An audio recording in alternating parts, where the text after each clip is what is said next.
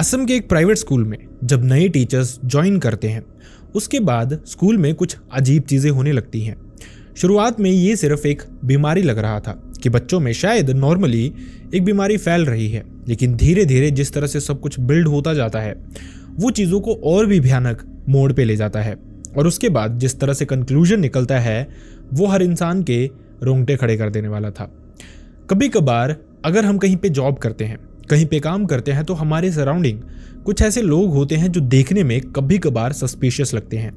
उनको देख के ऐसा लगता है कि शायद इनके दिमाग में कुछ और चल रहा है, या फिर कभी कभार इस तरह का होता है कि उन लोगों से जो भी बहस करता है, जो भी लड़ाई करता है, उनके साथ कुछ चीज़ें अजीब हो जाती हैं। तो मैं आपको बता दूं, ये चीज़ें नेचुरली नहीं होती या फिर नॉर्मली नहीं होती। इस तरह के जो सस्पिशियस लोग होते हैं उनका मोटिव बहुत क्लियर होता है, किसी भी इंसान को बहुत ईजिली हार्म करना, चाहे जैसे भी हो सके। और कभी कभार कुछ लोग ब्लैक मैजिक का सहारा भी लेते हैं। आज का इंसिडेंट असम के एक प्राइवेट स्कूल का है जो कि कुछ इसी तरह का है, और आपको पता चलेगा कि ये आपके लिए, आपके ऑफिस में काम करने वाले लोगों के लिए, या फिर सराउंडिंग में जो भी लोग हैं उनके लिए कितना भयानक हो सकता है। तो चलिए शुरू करते हैं। Hi and welcome back everyone. First of all thank you so much हमारी वीडियोस को इतना प्यार देने के लिए। आपका प्यार इसी तरह से मिलता रहेगा तो वीडियोस भी इसी तरह से आती रहेंगी। बस मेक श्योर अपना प्यार इसी तरह से दिखाते रहें। वीडियोस पसंद आती हैं तो वीडियोस को लाइक करना ना भूलें, वीडियोस को हाइप करना ना भूलें, और साथ ही चैनल को सब्सक्राइब करके बेल आइकन प्रेस करके ऑल पे क्लिक करना बिल्कुल भी ना भूलें, जिससे आपको टाइमली नोटिफिकेशंस आती रहें। एंड आप कमेंट सेक्शन में अपनी सिटी, स्टेट या फिर कंट्री का नाम लिख सकते हैं, जिससे हमें मोटिवेशन मिलती रहती है। और अपने सजेशंस भी आप हमें बता सकते हैं। अपना इंसिडेंट किस तरह से शेयर करना है ये जानने के लिए आपको वीडियो के एंड का इंतजार करना पड़ेगा। चलिए आगे बढ़ते हैं। आज का ये इंसिडेंट हमारे साथ शेयर किया प्रीति जी ने। प्रीति जी ने बताया 2015 में उन्होंने असम का एक private school as a teacher join किया था। ये स्कूल की रेपुटेशन बहुत अच्छी थी, स्कूल का नाम बहुत बड़ा था। हालांकि ये स्कूल 10th क्लास तक ही था। उसके बाद वक्त बीतता है, लगभग 2 साल प्रीति जी को इसी स्कूल में हो गए थे, जिसके बाद स्कूल में क्लासेस बढ़ा दी जाती हैं। ये स्कूल 12th तक कर दिया जाता है। अब क्योंकि स्कूल में स्टाफ की कमी थी, इसीलिए नए टीचर्स की हायरिंग की जाती है। कुछ नए टीचर्स आते हैं, इसी के साथ बहुत सारे नए बच्चों की एडमिशन भी होती है, क्योंकि आपको जैसा मैंने बताया 2 क्लासेस स्कूल में बढ़ा दी गई थी। स्कूल की रेपुटेशन बहुत अच्छी थी, इंटीरियर बहुत अच्छा था और फैसिलिटीज़ बहुत अच्छी थी, जिसके चलते बहुत सारे पेरेंट्स चाहते थे इसी स्कूल में अपने बच्चों को एडमिट करवाना। प्रीति जी ने बताया अभी भी वो इसी स्कूल में काम करती हैं। इनफैक्ट ज्वाइन तो उन्होंने एज अ टीचर किया था, लेकिन अब वो स्कूल की वाइस प्रिंसिपल हैं। स्कूल का नाम उन्होंने शेयर नहीं किया क्योंकि स्कूल की रेपुटेशन जो है वो बनी रहे, लेकिन साथ ही वो चाहती हैं ये इंसिडेंट लोगों तक पहुंचाना, जिससे लोगों में अवेयरनेस आए कि आपके सराउंडिंग किस तरह के लोग हो सकते हैं। खैर, इसके बाद स्कूल में नए टीचर्स आए थे। सब कुछ काफी हद तक उसी तरह का चल रहा था जिस तरह का पहले था। सब कुछ शांति से, इनफैक्ट चीजें और भी अच्छे से मैनेज हो रही थी नए टीचर्स के आने की वजह से। लेकिन कोई जानता नहीं था कि कुछ ही हफ्तों के बाद चीजें थोड़ी थोड़ी भयानक और बहुत ही बड़े बदलाव के साथ सबको दिखने वाली हैं। प्रीति जी ने बताया उनके स्कूल के जो क्लर्क थे उस समय, वो प्रीति जी के ज्वाइन करने से पहले ही स्कूल में काम कर रहे थे एज अ क्लर्क। और जितनी भी इंपॉर्टेंट चीजें होती थी, कोई डॉक्यूमेंट, कोई फाइल, इस तरह की कोई भी चीज जो होती थी वो एडमिन स्टाफ में उनके पास ही रहती थी। वही इन चीजों की देखरेख करते थे, चाहे वो कितना भी इंपॉर्टेंट डॉक्यूमेंट क्यों ना हो। लेकिन धीरे धीरे वक्त के साथ ये जो डॉक्यूमेंट थे ये मिसप्लेस होने लग पड़ते हैं। अब शुरुआत में तो सबको ऐसा लगता है कि शायद गलती से कहीं और रख दिया गया होगा, जिसके बाद सारा स्टाफ लगता है ढूंढने में, लेकिन ये डॉक्यूमेंट कहीं भी नहीं मिलते हैं, लेकिन तब जब इनकी ज़रूरत नहीं रहती। वो काम जिसके लिए वो बनवाए गए थे उसकी डेट्स निकल जाती थी। अब ये 1 बार होता है, 2 बार होता है तो सबको नॉर्मल लगता है, लेकिन जब बहुत फ्रीक्वेंटली होना शुरू हो जाता है तो चीज़ें थोड़ी अजीब होने लग पड़ती हैं। मैनेजमेंट को ऐसा लग रहा था कि जो उनके क्लर्क हैं, जिनकी उम्र भी अब हो रही थी, उनकी ये गलती है। शायद उनसे चीज़ें संभाली नहीं जा रही और अब इन चीज़ों का चार्ज खुद मैनेजमेंट में से किसी को लेना होगा। हालांकि जो उनके क्लर्क थे उन्होंने उनको काफ़ी समझाया कि मैंने चीज़ें यहीं पे रखी थी, जैसे हमेशा से रखता आया हूँ वैसे ही अभी भी मैं यहीं पे रख रहा हूँ, लेकिन वो चीज़ें वहाँ पे मिल ही नहीं रही थी। खैर, इसके बाद वक्त बीतता है थोड़ा सा, मैनेजमेंट हर चीज़ का चार्ज अपने ऊपर ले लेती है, लेकिन अब चीज़ें उसी तरह से उनके साथ भी होने शुरू हो जाती हैं। जहाँ पे भी डॉक्यूमेंट्स रखते थे, चाहे वो प्रिंसिपल हो, उस समय की वाइस प्रिंसिपल हो, या फिर स्कूल के जो ऑनर उस समय के एमडी थे वो हो, अगर वो कुछ भी चीज़ को अपने आसपास रखते थे, जब उनकी ज़रूरत पड़ती थी तो वो चीज़ें मिलती नहीं थी। अब ये होता जा रहा था, वक्त बीतता जा रहा था, लेकिन ये चीज़ें रुक नहीं रही थी। डॉक्यूमेंट्स वाली बात फिर भी कहीं ना कहीं तक समझी जा सकती थी, लेकिन कुछ और भी होना शुरू होता है। जैसे बच्चों के हिसाब से जो किताबें थी वो स्कूल में मंगवाई जाती हैं। अगर आपका बच्चा प्राइवेट स्कूल में पढ़ता है तो आप जानते होंगे, अगर नहीं पढ़ता तो मैं बता दूं। इस तरह से होता है कि प्राइवेट स्कूल्स वाले जो होते हैं वो खुद से ही बुक्स, नोटबुक्स और यूनिफॉर्म्स मंगवाते हैं, जिससे वो खुद ही उनको सेल करते हैं, थोड़ा सा बिजनेस उसमें से भी बनवाते हैं। इसी तरह का स्कूल में भी होता था। बच्चों की काउंटिंग की जाती थी, सबसे पैसे लिए जाते थे और उनकी बुक्स मंगवाई जाती थी, यूनिफॉर्म्स मंगवाई जाती थी, जो भी देने आता था काउंट करके प्रॉपरली ली जाती थी। उनका जो स्टोर रूम था वहाँ पे रखी जाती थी, लेकिन जब डिस्ट्रीब्यूशन की बारी आती थी तो चीज़ें अपने आप ही गायब हो जाती थी। सबको लगना शुरू हो गया था कि शायद कोई स्कूल का ही मेंबर है, कोई टीचर है, कोई स्टूडेंट है जो शैतानी कर रहा है, या फिर कोई स्टाफ का मेंबर है जो वर्किंग स्टाफ है। उनमें से कोई अपने आप ये चीज़ें चुरा के किसी को थोड़े सस्ते रेट में बेच रहा है, जिससे उनका फ़ायदा हो जाए। लेकिन अब स्कूल समझ नहीं पा रहा था कि आखिरकार वो शख्स है कौन। इसी के चलते जो स्कूल की मैनेजमेंट थी उन्होंने डिसीजन लिया। उस समय सीसीटीवी कैमरास का बहुत चलन हो गया था। इसी के चलते उन्होंने भी प्लान किया और उन्होंने एक टीम बुलवाई, जिससे उन्होंने स्कूल के हर एक कोने पे, हर एक कमरे में सीसीटीवी कैमरास इंस्टॉल करवाने शुरू किए, ताकि ये चीज़ें पकड़ में आ सकें कि आखिरकार ये सारा मैटर हो क्या रहा है। लेकिन जब तक ये सीसीटीवी कैमरास लगना शुरू होते हैं, इनकी इंस्टॉलेशन हो ही रही थी, इसी दौरान अब स्कूल में कुछ और भी होना शुरू हो जाता है। गर्मियों के ये दिन थे, लेकिन अचानक से जो बच्चे थे मॉर्निंग असेंबली के दौरान चक्कर खा के गिरने लग पड़े। एक दो नहीं, बहुत सारे बच्चे। अब आपको लग रहा होगा इसमें नई बात क्या है, अक्सर गर्मियों में बच्चे इस तरह से गिर जाते हैं, लेकिन प्रीति जी ने बताया इस बार हद ही हो गई थी। बहुत सारे बच्चे थे जो गर्मियों में इस तरह से मॉर्निंग असेंबली में खेलते खेलते या फिर कॉरिडोर्स में भागते भागते ही चक्कर खा के गिर जा रहे थे। इन्हीं चीज़ों की वजह से पेरेंट्स की तरफ से भी कंप्लेंट आनी शुरू हो जाती है कि आप बच्चों की अच्छे से देख रेख नहीं करते, अगर इतनी गर्मी है तो उनको बाहर मॉर्निंग असेंबली मत करवाओ। स्कूल ने पहले तो इन चीज़ों को नॉर्मली लिया, लेकिन जब सब कुछ बहुत एक्सट्रीम होना शुरू होता है तो उन्होंने मॉर्निंग असेंबली का टाइम भी कम कर दिया और उसके साथ जो असेंबली थी वो इंडोर शिफ्ट कर दी, ताकि बच्चों को धूप ना लगे। एसी उस समय उनके स्कूल में था नहीं, इसी के चलते सारे के सारे फैंस भी ऑन कर दिए जाते थे।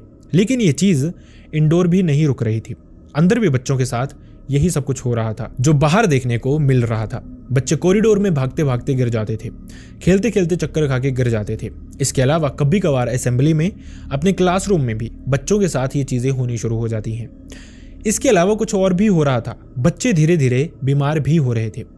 बहुत सारे पेरेंट्स ने ये चीज़ नोटिस की। जब एक दूसरे पेरेंट्स से बात होती थी तो वो भी यही कहते थे कि उनका बच्चा भी बीमार हुआ है, उसके साथ भी ये चीज़ें हुई हैं। तो ये सारी की सारी जो कंप्लेंट्स थी वो स्कूल को सुनने को मिल रही थी। स्कूल की मैनेजमेंट परेशान, उन्होंने हर चीज़ को फिक्स करना शुरू किया। जो पीने का पानी था उसकी प्योरिटी चेक की गई। इसके बाद जो फैंस अगर ख़राब थे उनको ठीक किया गया। हर वो फैसिलिटी बच्चों को दी गई जिसकी वजह से बच्चे ठीक रहे। लेकिन इसके बावजूद ये चीज़ें होने रुक ही नहीं रही थी। एक तरफ जो मैनेजमेंट थी वो इन सारी चीज़ों से परेशान थी, और वहीं दूसरी तरफ ये जो फाइल्स का, डॉक्यूमेंट्स का गायब होना, इंपोर्टेड चीज़ों का गायब होना, बुक्स का गायब होना, ये रुक ही नहीं रहा था। मैनेजमेंट बहुत परेशान हो जाती है। समहाउ वो दिन आता है जब कैमराज प्रॉपरली इंस्टॉल हो जाते हैं, लेकिन इसके बावजूद ये जो गायब होने वाला सिलसिला था चीज़ों का, ये रुक नहीं रहा था। स्कूल की जो मैनेजमेंट थी वो एक जगह बैठ के ढंग से जो फुटेजेस थी सीसीटीवी कैमरास की, उनको चेक करती है। लेकिन वो देखते हैं कि जहाँ पे स्टोर रूम में ये सामान रखा गया था वहाँ पे रखने के बाद कोई आया ही नहीं, लेकिन फिर भी चीज़ें अपने आप ही गायब थी। कैसे गायब थी किसी को नहीं पता था। बहुत सारे जो मैनेजमेंट के लोग थे, जो ओल्ड एज थे बेसिकली, जिनको भूत प्रेतों पे, ब्लैक मैजिक पे विश्वास था, वो एक दूसरे से बात करना शुरू करते हैं कि शायद कोई इस तरह का फैक्टर भी हो सकता है।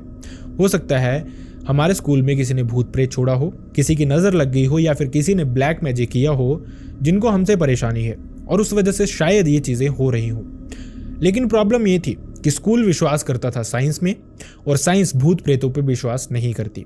अब स्कूल जो था वो इसी चीज़ पे स्टिक रहता है। थोड़ा सा टाइम बीतता है, प्रॉब्लम्स इसी तरह से बढ़ती जा रही थी। पेरेंट्स जब भी आते थे, मैनेजमेंट अक्सर पेरेंट्स को सब कुछ दिखाती थी कि किस तरह से स्कूल में सब कुछ एडजस्ट किया गया है, असेंबली टाइम कम किया गया है, उसके अलावा बच्चों को इंडोर ही रखा जा रहा है, लेकिन फिर भी ये चीज़ें हो रही हैं। आप घर पे भी बच्चों का खाने पीने का ध्यान रखें। लेकिन पेरेंट्स फिर से उन्हीं को डांटते कि बाकी स्कूल्स के बच्चों के साथ ये क्यों नहीं हो रहा, आप ही के स्कूल में ये चीज़ें हो क्यों रही हैं। अब इस चीज़ से मैनेजमेंट परेशान थी, वहीं दूसरी तरफ चीज़ें गायब हो रही थी, उस चीज़ से भी मैनेजमेंट परेशान थी। अभी तक भूत प्रेत, ब्लैक मैजिक इस तरह का एंगल किसी को भी नहीं लगा था, लेकिन अब चीज़ें होनी शुरू होती हैं जो कि धीरे धीरे सबको रियलाइज करवा रही थी कि इस तरह का कुछ हो सकता है। भूत प्रेत एग्जिस्ट करते हैं, ब्लैक मैजिक एग्जिस्ट करता है और किसी भी इंसान को परेशान कर सकता है। असल में इसके बाद उनके स्कूल का एक टीचर बीमार हो जाता है, जिसकी वजह से वो स्कूल नहीं आता, लेकिन उसके बाद अगले दिन भी वो स्कूल नहीं आता। फ़ोन करके पूछा जाता है तो उनकी फैमिली बताती है कि वो इंसान मेंटली बहुत डिस्टर्ब्ड फील कर रहा है, जैसे वो अपना आपा खो चुका है, यहाँ वहाँ की बातें कर रहा है और मेंटली वो बिल्कुल भी अभी स्टेबल नहीं है स्कूल आने के लिए। अभी एक बात थी, एक टीचर की बात थी। टीचर भी काफ़ी एजड थे, इसी के चलते सबको लग रहा था हो सकता है कुछ उनके साथ हुआ हो। लेकिन ये चीज़ एक से बढ़ के 2 टीचर्स के साथ, 3 टीचर्स के साथ, इनफैक्ट बहुत सारे टीचर्स के साथ होनी शुरू हो जाती है। लेकिन प्रीति जी ने बताया उस समय की जो मैनेजमेंट थी उनको इन चीज़ों का ज़्यादा फर्क पड़ नहीं रहा था। जैसा प्राइवेट स्कूल्स में होता है, अक्सर टीचर्स को कुछ भी नहीं समझा जाता, सिर्फ जो स्टूडेंट्स होते हैं वही उनकी प्रायोरिटी होते हैं। इस स्कूल में भी कुछ इसी तरह का हो रहा था। टीचर्स की इस हालत पे किसी को तरस नहीं आ रहा था, किसी की कोई सिंपैथी नहीं थी उनके साथ। बस सब ये चाहते थे जैसे ही टीचर ठीक हो स्कूल में वापस पहुंचे, स्कूल में वापस आने के बाद उस टीचर के साथ फिर से वैसी ही चीज़ें हों। धीरे धीरे इसी तरह से सब कुछ चल रहा था, लेकिन मैनेजमेंट को शायद अभी फर्क नहीं पड़ा था। उन्होंने ये एंगल अभी भी नहीं सोचा था जब तक जो स्कूल की प्रिंसिपल थी उसके साथ ये चीज़ें होती हैं। वो भी बीमार होती है, उसका मेंटल स्टेबिलिटी जो थी वो भी खराब होती है, जिसके बाद सब नोटिस करते हैं। इनफैक्ट जो एमडी थे स्कूल के वो भी नोटिस करते हैं। वो देखते हैं कि अगर प्रिंसिपल को ये चीज़ें हो रही हैं तो झूठ नहीं हो सकती, कहीं ना कहीं कोई तो गड़बड़ इसमें ज़रूर है। इसी के बाद जो मैनेजमेंट थी, मतलब जो एमडी थे स्कूल के, उनको ये लगता है कि शायद जो स्कूल का भूमि पूजन करवाया गया था उसमें चीज़ें स्टेबल नहीं बैठी हैं, शायद ये स्कूल हमें सूट नहीं कर रहा। इसी के चलते वो उसी पंडित को बुलाते हैं जो उनका फैमिली पंडित था। उसी ने वहाँ पे शांति हवन किया था, उसी ने भूमि पूजन किया था और वही उनके घर के सारे कामकाज या फिर इस तरह के कोई भी फंक्शन होते थे, पूजा होती थी, वो देखा करते थे। पंडित जी को बुलाते हैं, सब कुछ बताते हैं, जिसके बाद पंडित जी उनको ये कहते हैं कि मैंने सब कुछ बहुत अच्छे से किया था और मेरे हिसाब से सब कुछ ठीक भी था। अगर आपको लगता है अभी भी डाउट्स हैं तो आपकी सेटिस्फेक्शन के लिए एक बार फिर से ये सब कुछ किया जा सकता है। संडे का ये दिन था, सब टीचर्स को बुलाया जाता है, सब टीचर्स वहाँ पे आते हैं, ये शांति हवन किया जाता है, भूमि पूजन किया जाता है, जिसके बाद ये पंडित वापस चले जाते हैं। स्कूल को लगता है सब कुछ ठीक होगा, अब चीज़ें बेहतर होनी शुरू हो जाएंगी। जो डाउट्स थे वो कहीं ना कहीं क्लियर हो गए थे। इस तरह के शांति हवन, पूजा पाठ, जो भी चीज़ें होती हैं वो बहुत पॉजिटिविटी इंसान के माइंडसेट में लेके आती हैं। मैनेजमेंट को इस तरह का लग रहा था, टीचर्स को भी इस तरह का लग रहा था कि चीज़ें बेहतर हो गई हैं। लेकिन उसी रात उनको एक सबसे एक्सट्रीम केस सुनने को मिलने वाला था। स्कूल ने 2 वॉचमैन हायर किए थे, एक की नाइट ड्यूटी होती थी, एक की डे ड्यूटी होती थी और कभी कभार उनको शिफ्ट भी कर दिया जाता था अपनी टाइमिंग के हिसाब से। रात का वक्त था, इनफैक्ट मिडनाइट हो चुकी थी। 12 से 1 बजे के बीच में जो स्कूल के ऑनर थे उनको ये वॉचमैन की कॉल आती है स्कूल से। अब जब इस समय ऑनर जब कॉल देखते हैं वॉचमैन की तो उनको बहुत सारे डाउट्स आने शुरू होते हैं, दिमाग में बहुत सारी चीज़ें आनी शुरू होती हैं, क्योंकि इस समय वॉचमैन ने उनको कभी भी डिस्टर्ब किया ही नहीं था। अब ये जो एमडी थे इनको लग रहा था शायद वॉचमैन ने उस चोर को पकड़ लिया है जो डॉक्यूमेंट्स या फिर फाइल्स को यहाँ वहाँ कर रहा है, जो बुक्स चुरा रहा है, शायद उसको मिल गया होगा। बिना देरी किए वो फ़ोन उठाते हैं, लेकिन फ़ोन उठाते ही दूसरी तरफ कहानी कुछ और ही थी। जो वॉचमैन था वो चिल्ला रहा था, उसकी आवाज़ में बहुत ही ज़्यादा डर था। लगातार वो ये कह रहा था कि अब मैं स्कूल में नहीं रुक सकता, इस समय तो स्पेशली मैं बिल्कुल भी नहीं रुक सकता, मैं यहाँ से भाग रहा हूँ, नहीं तो मुझे यहाँ कोई ना कोई और चाहिए। यहाँ पे जो एमडी थे वो पूछना शुरू करते हैं कि आखिरकार मैटर है क्या, वो इस तरह की बातें कर क्यों रहा है, और इतने सालों से वो वहाँ पे जॉब कर रहा था, आज तक कुछ भी इस तरह का हुआ ही नहीं। जब एमडी पूछते हैं तो ये वॉचमैन बताना शुरू करता है कि उसको बीच बीच में एक औरत के हंसने की आवाज़ आ रही है, जैसे ये आवाज़ हर तरफ गूंज रही है, दीवारों में भी ये आवाज़ निकल के आ रही है। दूसरी तरफ पायलों की आवाज़ उनको लग रही है, और इससे भी बड़ी बात, उनको हमेशा ये लग रहा है कि उनको कोई ना कोई देख रहा है। हालांकि ये पहली रात नहीं हुआ था, इससे पहले भी ये चीज़ें उनको नोटिस होनी शुरू हो गई थी, लेकिन उन्होंने इन चीज़ों को खुद से ही दूर ही रखा। अपने दिमाग में ये डाउट ही नहीं आने दिए कि कोई पैरानॉर्मल एंगल हो सकता है। उनको ये लगता रहा कि उनका वहम होगा। बीच बीच में ड्यूटी नहीं होती थी, डे ड्यूटी होती थी, तो दिमाग से चीज़ें निकल भी जाती थी। लेकिन अब मैटर बहुत एक्सट्रीम हो चुका था और उनको एक अजीब सा ही डर लग रहा था स्कूल में। वो समझ ही नहीं पा रहे थे कि करें क्या, और उनको भागना ही बेहतर लग रहा था। लेकिन ड्यूटी थी, पैसे वहीं से मिलते थे। इसी के चलते उन्होंने निकलने से पहले ऑनर को कॉल करना सही समझा। इसी के चलते वो उसको कहते हैं कि तुम वहीं पे रुको, हम अभी के अभी आ रहे हैं, चेक करते हैं कि आखिरकार मैटर क्या है। ये जो एमडी थी, ये अपने भाई के साथ पहुंचते हैं स्कूल के कैंपस में। अब जैसे कैंपस से वो स्कूल की बिल्डिंग देख रहे थे, तो जो 4th फ्लोर था वहां पे कुछ रूम्स की लाइट उनको ऑन और ऑफ होती हुई दिख रही थी। उनको लगता है शायद यही वो जगह है जहां पे वॉचमैन ने ये सब कुछ सुना था, ये सब कुछ महसूस किया था। और लाइट्स ऑन करके वो बैठा हुआ है, देख रहा है आखिरकार मैटर है क्या। वो भागते हुए स्कूल में एंटर करते हैं। एंटर करते ही वो शॉक्ड थे ये देख के कि जो वॉचमैन था वो रिसेप्शन पे बैठा हुआ था डर के एक कोने में, और ये बिल्डिंग 4 फ्लोर की थी और जो 4th फ्लोर था वहां पे ये लाइट ऑन हुई थी। मतलब ही नहीं बनता था कि वहां पे इस तरह से लाइट को ऑन ऑफ करके वॉचमैन नीचे पहुंचा हो। अब वो वॉचमैन को मनाते हैं, ये कहते हैं कि 4th फ्लोर में उन्होंने कुछ महसूस किया। तीनों एक साथ वहां पे पहुंचते हैं। पहुंच के देखते हैं सब कुछ शांत था, लाइट्स वहां की ऑफ थी। लेकिन वो दोनों भाई शौहर थे, उन्होंने दोनों ने ये लाइट्स देखी थी।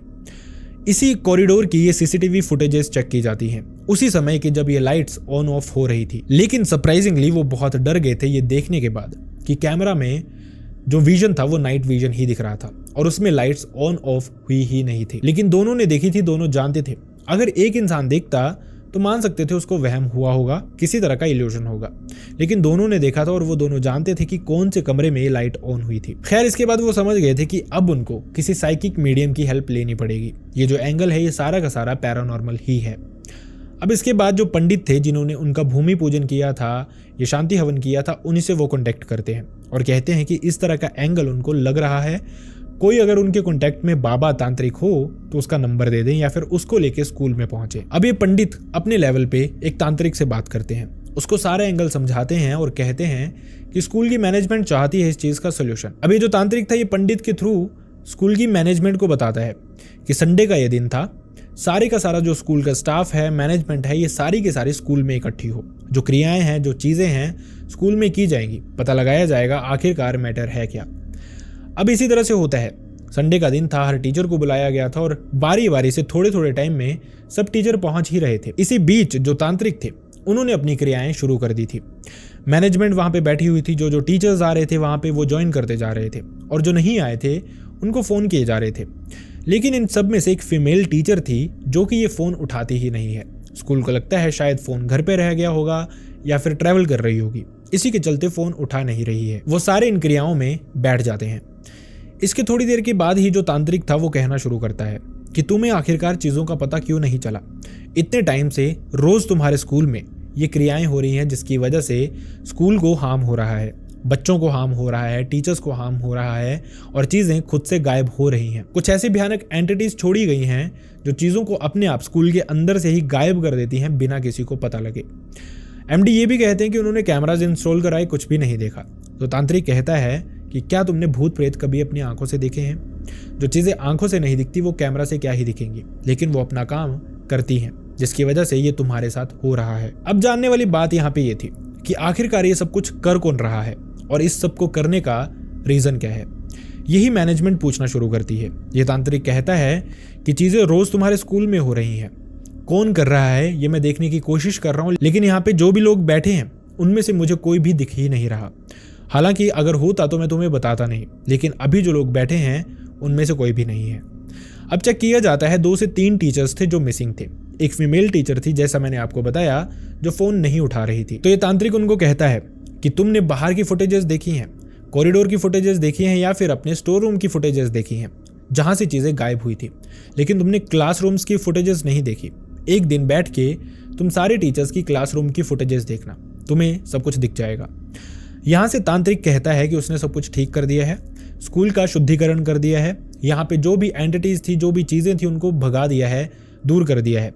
कुछ भी फील नहीं होगा, लेकिन जानने के लिए खुद ही फुटेजेस देखना। अब प्रीति जी ने बताया कि मैनेजमेंट ने फुटेजेस देखनी शुरू की। बारी बारी से लगभग 24 घंटे लगातार अलग अलग लोग आके ये फुटेजेस चेक कर रहे थे। इसी बीच जो एक टीचर नहीं आई थी उसके कमरे की फुटेजेस देखी जाती हैं। बच्चों के निकलने के बाद जब वो अपनी रिसेस में बाहर गए थे उस दौरान वो अपने कमरे में कुछ चीजें कर रही थी। एक कोने में बैठ के क्या कर रही थी किसी को समझ नहीं आ रहा था, लेकिन कहीं ना कहीं ये चीजें रिलेट कर रही थी कि वही ब्लैक मैजिक था। इसके बाद से सोचने वाली बात ये थी कि ये जो टीचर थी ये स्कूल में आई ही नहीं, लेकिन स्कूल को बहुत हार्म हुआ था इसी के चलते। जो स्कूल की रेपुटेशन थी वो बहुत बड़ी थी, जो लोग थे मतलब जो मैनेजमेंट थी उनके लिंक्स बहुत अच्छे थे। पुलिस स्टेशन में वो जाते हैं और उसके अगेंस्ट कंप्लेन लिखवाते हैं। जो उन्होंने फॉर्म फिल करवाया था टीचर्स का उसमें उसका फोटो था वो भी दिया जाता है। पुलिस थोड़ा टाइम लगाती है, इस लड़की को जिसका नाम सुनीता था उसको ढूंढ भी निकालती है। उसके बाद रीजन पूछा जाता है। हालांकि स्कूल ने इस केस को हाई प्रोफाइल नहीं बनने दिया, बाहर नहीं आने दिया, ये कहते हुए कि स्कूल की रेपुटेशन की भी बात है। जिसके बाद पुलिस ढूंढ के इस औरत को पुलिस स्टेशन लेके आती है। मैनेजमेंट भी वहीं पे थी, पुलिस भी वहीं पे थी। उससे पूछा जाता है कि आखिरकार रीजन था क्या। अब ये लड़की बताना शुरू करती है। वो खुद कहती है कि असल में जो स्कूल की ज़मीन थी जहाँ पे ये स्कूल बना था यहाँ पे उसके पेरेंट्स की ज़मीन भी लगती थी, और जो एमडी थे उनके पिता ने ज़बरदस्ती छीन के, मतलब वो पढ़े लिखे थे उस समय पे और इस लड़की के जो पेरेंट्स थे वो पढ़े लिखे नहीं थे इतने, इसी के चलते उन्होंने ये ज़मीन उनसे हथिया ली थी। हालांकि उनको दुख बहुत था, रोष बहुत था, लेकिन ना पावर उनके हाथ में थी और ना अब चीज़ें उनके हाथ में रही थी। बदला लेने के लिए उन्होंने यही सॉल्यूशन सही समझा। मैनेजमेंट ने भी ढंग से देखा नहीं था कि आखिरकार वो लड़की थी किसकी, लेकिन जब आंखें खुली तो उनको सारा का सारा मैटर पता चल गया। लड़की पे उन्होंने कोई केस नहीं करवाया, सब रफा दफा कर दिया, उसको भेज दिया, क्योंकि जो मैनेजमेंट थी, जो एमडी थे, उनको भी पता था कि किस तरह से उनके दादा परदादाओं ने ये ज़मीनें उनसे हथियाई थी। लेकिन अब जो हो चुका था वो हो चुका था। लड़की को भेज दिया जाता है, उसके बाद से वो उस लड़की से मिले ही नहीं। लेकिन स्कूल में इसके बाद से ऐसा कुछ भी नहीं हुआ। इस तरह के इंसिडेंट्स बताते हैं कि जो लोग इस तरह की भयानक चीजें करते हैं, ब्लैक मैजिक, भूत प्रेत, ये पोजेशन जो भी करते हैं, उनको किसी के अच्छे बुरे से कोई फर्क नहीं पड़ता। अपने फायदे के लिए, अपने मतलब के लिए वो किसी पे भी ब्लैक मैजिक कर सकते हैं, जहां से भी वो अपने दुश्मन को हार्म कर सके। जैसा यहाँ पे बच्चों पे भी इफेक्ट पड़ रहा था, टीचर्स पे भी पड़ रहा था, लेकिन उनको बदला सिर्फ एमडी या फिर उसकी फैमिली से लेना था। खैर, इसके बाद प्रीति जी ने बताया कोई भी इस तरह का इंसिडेंट उनके स्कूल में नहीं हुआ, चीज़ें बेहतर रही। आज भी ये स्कूल चल रहा है और जैसा मैंने आपको बताया अब वो वहाँ की वाइस प्रिंसिपल हैं। लेकिन ये एक ऐसा मैटर था, जो भी पुराने टीचर्स अभी हैं वहाँ पे, जो प्रिंसिपल हैं, जो वाइस प्रिंसिपल हैं या फिर जो एमडी हैं, उनके दिमाग में हमेशा के लिए घर कर गया है। आई रियली होप आपको हमारे वीडियो से कुछ सीखने को मिलता हो, एंड आई रियली होप आपको हमारे वीडियोस पसंद भी आते हैं। अगर वीडियोस पसंद आते हैं तो वीडियोस को लाइक करना ना भूलें, चैनल को सब्सक्राइब करना ना भूलें। सब्सक्राइब करके बेल आइकन प्रेस करके ऑल पे क्लिक करना बिल्कुल भी ना भूलें। जैसा मैंने आपको बताया, सिर्फ 15% जो हमारी ऑडियंस है उन्होंने ही बेल आइकन और ऑल पे क्लिक किया हुआ है। इसके अलावा आप कमेंट सेक्शन में अपनी सिटी, स्टेट या फिर कंट्री का नाम हमें बता सकते हैं, जिससे हमें मोटिवेशन मिलती है कि हमारे सब्सक्राइबर्स इतना दूर दूर से हमें देख रहे हैं। साथ ही आप अपने सजेशंस या फिर तारीफ अगर करना चाहें वो भी आप कमेंट सेक्शन में कर सकते हैं। Last but not the least, मैं चाहता नहीं लेकिन अनफॉर्चुनेटली अगर आप में से किसी के साथ भी इस तरह का कोई भी इंसिडेंट हुआ है, आपके साथ, आपके किसी रिलेटिव, नोन, भाई बहन, फ्रेंड या फिर नेबर के साथ, जो आप चाहते हैं मैं यहाँ पे नरेट करूँ, लोगों तक पहुँचाऊँ, जिससे लोगों को कुछ सीखने का मौका मिले, तो आप मेरी मेल आईडी या फिर इंस्टाग्राम पे शेयर कर सकते हैं। दोनों का लिंक आपको हमारे डिस्क्रिप्शन बॉक्स में मिल जाएगा। और साथ ही अगर आप वीडियो फेसबुक पे देख रहे हैं तो अपने इंसिडेंट हमें DM भी कर सकते हैं। आप सब अपना ध्यान रखें। See you next time in next video. Bye bye.